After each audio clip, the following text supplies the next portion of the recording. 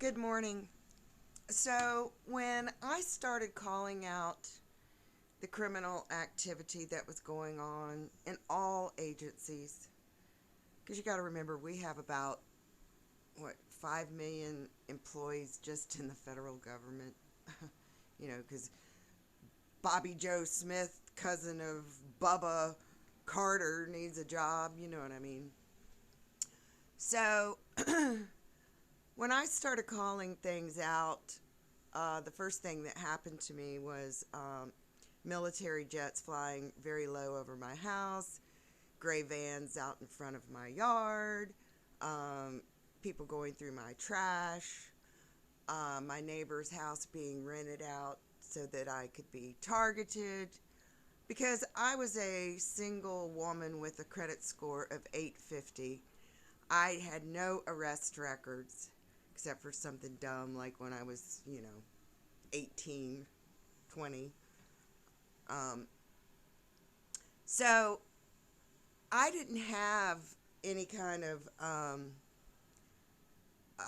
and I was like 45 or no, I was 50. I think I was 50.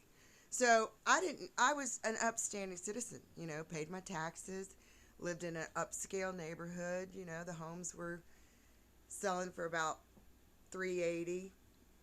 Um, and then there were homes in the back that were $1 million homes. So it was an upscale neighborhood. So they couldn't come in there with guns blazing because here was a woman that was, telling things about their criminal activity, and they couldn't just go in there and, take her out.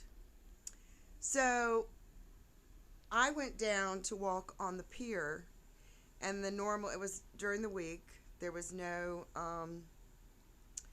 cars in the parking lot because it was during the week. It was early in the morning, about, 7 o'clock in the morning. And I only had a cup of coffee, and I was just going to go walk on the pier and walk back. And I had just found out what had happened at Standing Rock. So I was pissed the fuck off. So I put on every feather I had. I looked like a full blown mad ass Indian. And I was. But I had a park pass in my car because when you have a park pass, you can get into any parks you want. I also had 2 rolled tobacco cigarettes in my car. And I had left my front door open because it had like a glass door on it.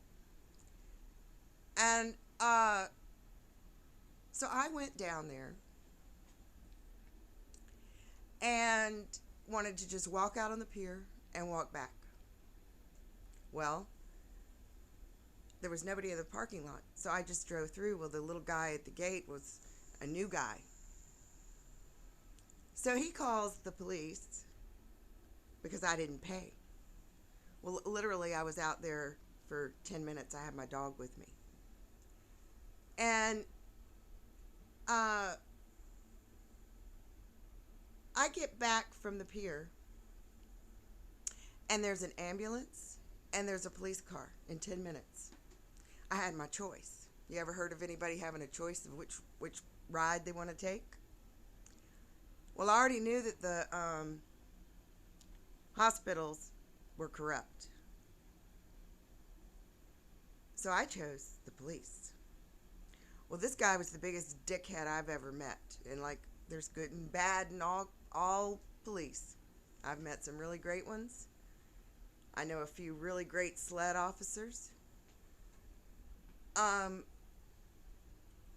But this guy didn't have the decency to understand that I get extremely car sick sitting in the back seat. I've always had to ride with the Charles Chip can. And this son of a bitch would not let me sit in the front seat. And he was the most obnoxious motherfucker I've ever met in my life. The kind of guy that takes a lot of steroids and has a lot of tattoos. Well, I did not get a phone call. I did not get even told why I was being booked. And they wanted to take my blood. So I stayed awake all night so they couldn't. They never gave me a mattress, so I sat on a cold floor. They never gave me nothing. They never even told me why I was there. So I spent the night with no drinking, nothing. And I hadn't had anything since 7 o'clock that morning. Well, 5 o'clock the next day, I go in front of a TV judge that couldn't even look me in the eye. And I bond out because I own my own house. Well, I've got no purse, no money. So I get a ride, finally, from a Mason. Takes me home. So I had no rights. No rights at all. I couldn't call anybody. All right, you're supposed to get a phone call. Well, that's when I knew that our rights had been stripped. And when I went to court for not paying $7.50, the judge fined me $1,000 and asked me if I could pay, and I was like, no. Gave me community service. Unbelievable. But anyway, for not paying $7.50, you would have thought I, stole something. But then come to find out, I was being booked for marijuana. I didn't even know that because I represented myself. So I never asked what the charges were. I just thought it was $7.50. No, I was being booked for marijuana when they were freaking rolled tobacco. And evidently the police went to my house and they left the door open, knowing that I'm sitting in jail all night. How's that for justice?